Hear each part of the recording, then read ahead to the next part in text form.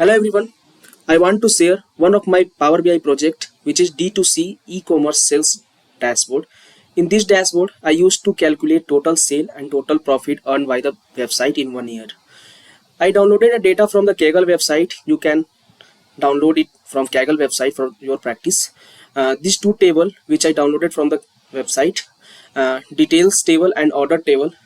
I downloaded these two table in form of CSV file. I imported it into the Power BI and make some changes to calculate and create my dashboard. I created one table which is calculated measure table. This is a blank table I created. In this table, I used to create so many measures which I used in my dashboard.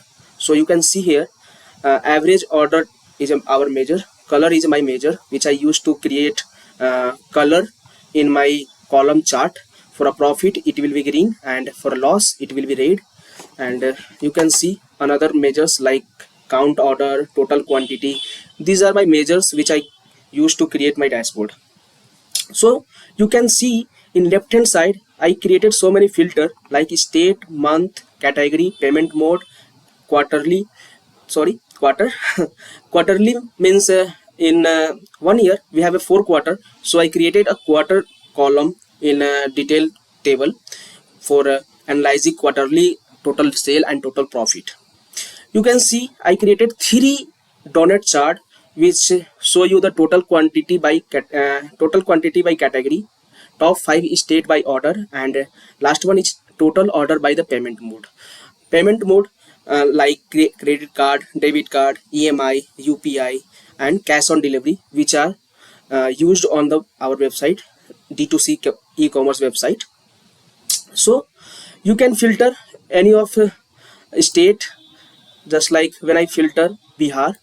When I select Bihar, it will show Bihar data. You can see here total sale in Bihar is 13k and total profit is 1787, and total quantity sold by category is 2006.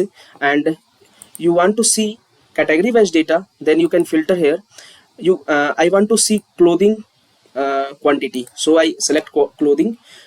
When I select clothing, it will be changed, and 120 quantity is sold as a clothing brand. So these are my filters which I use to calculate and analyze my data. So how is it?